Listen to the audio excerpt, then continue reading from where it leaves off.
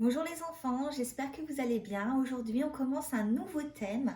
C'est le thème 9, variation génétique et santé. On va étudier pour le chapitre 1 le lien entre des mutations et la santé en prenant l'exemple de la mucoviscidose.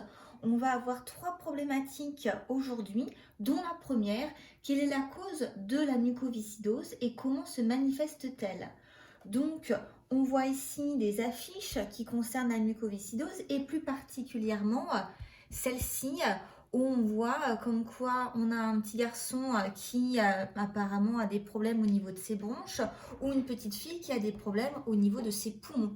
Donc, on va voir ici quelques rappels sur l'appareil respiratoire. On voit une alvéole pulmonaire ici qui débouche sur des bronchioles. Ces bronchioles débouchent sur les bronches, une de chaque côté, bronches les débouchent sur la trachée et enfin sur le nez et la bouche. On a des vaisseaux sanguins qui sont au contact de ces alvéoles pulmonaires qu'on voit ici, puisque le sang qui est pauvre en dioxygène va être évacué au niveau des alvéoles pulmonaires qui va recharger le sang en dioxygène.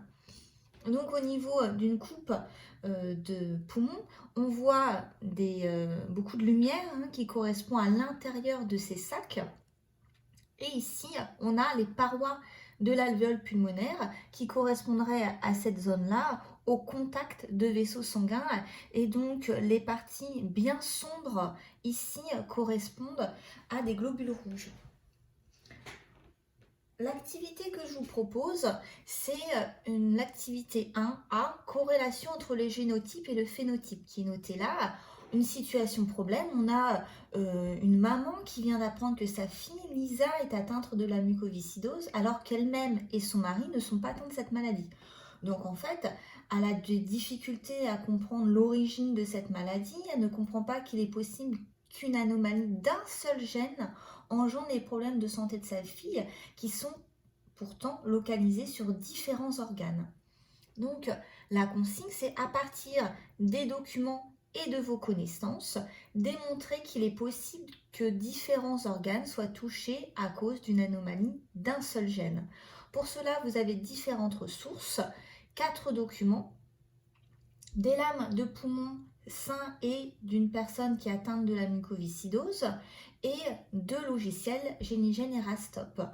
Vous devez comprendre l'origine de la mucoviscidose, utiliser différents documents et vérifier vos hypothèses avec Génigène et Rastop, organiser des informations dans un document et faire votre travail seul et savoir ce que vous faites et pourquoi vous le faites. Alors je vais vous montrer l'activité tout de suite. On a ici l'activité où on retrouve ce qu'il y a précédemment indiqué. Je vous ai fait ici un screen du logiciel Génigène avec les informations les plus pertinentes et également un tableau ici qui s'appelle le code génétique qui associe pour les nucléotides de l'ARN messager les acides aminés d'une protéine.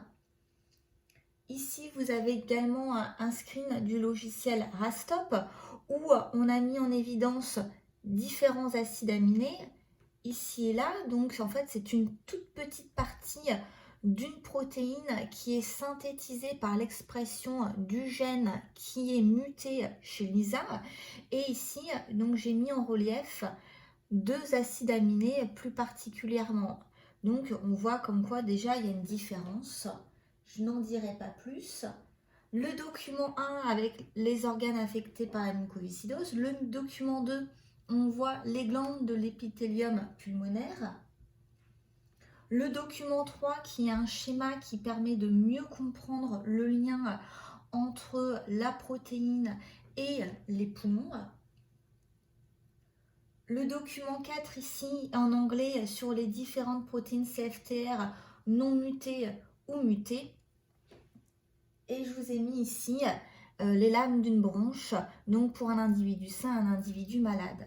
Donc, je vous ai regroupé ici sur un seul et même PDF des documents que vous auriez dû avoir sous ce format, les observations au microscope et également les informations les plus pertinentes sur le logiciel GeniGen et Rastop. Donc, ce que je vais vous demander de faire, c'est de mettre la vidéo en pause et de prendre connaissance de l'activité 1A pour essayer de bien comprendre le lien entre ces différents documents.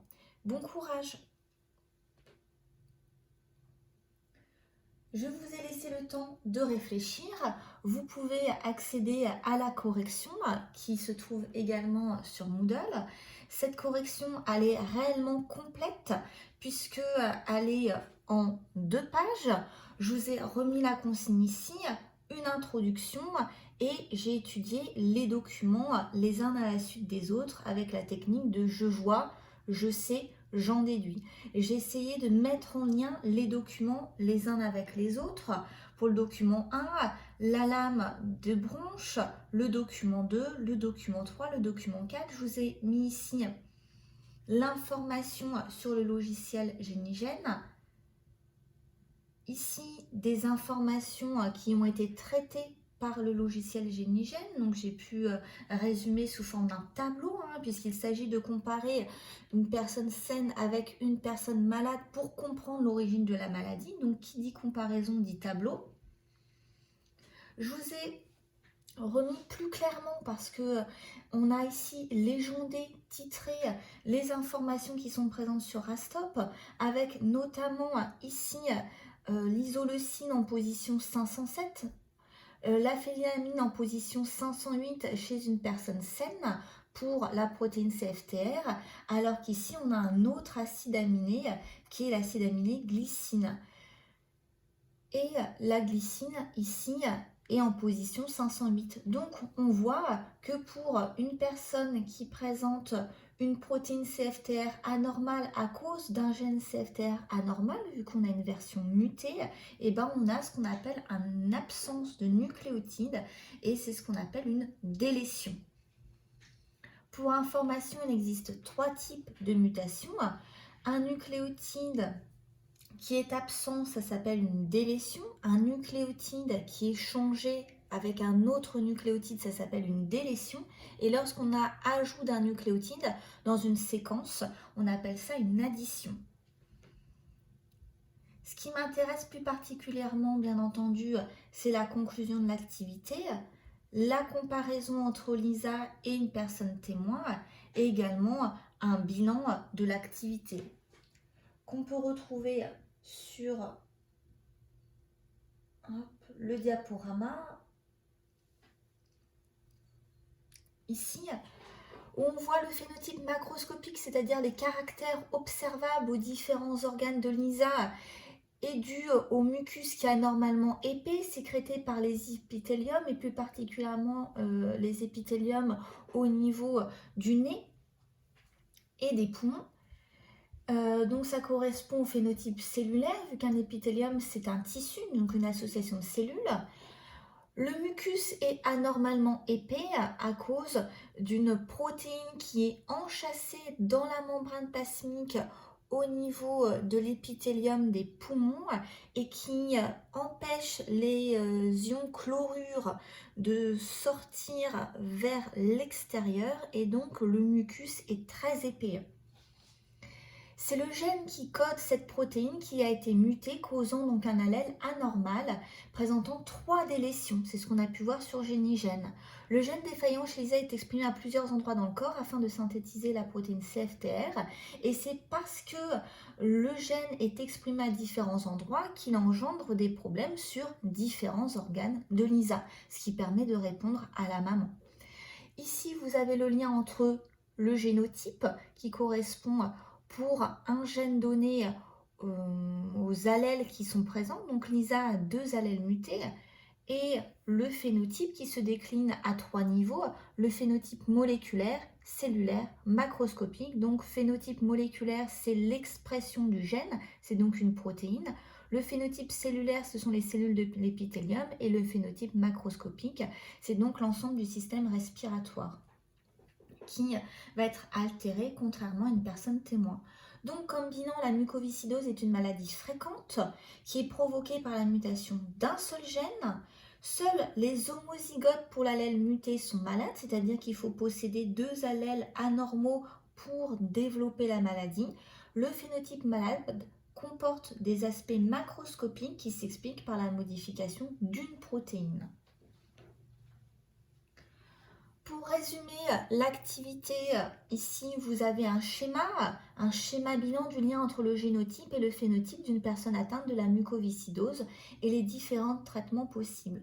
Lorsqu'on a 2 personnes qui sont porteurs sains, le risque est de 25%, c'est-à-dire que les porteurs sains ont un allèle normal, un allèle muté, et grâce à un tableau de croisement qu'on reverra par la suite, il y a un risque, et non une chance, un risque sur 4 d'avoir un enfant malade. Dans ces cas-là, ça touche bien le génotype.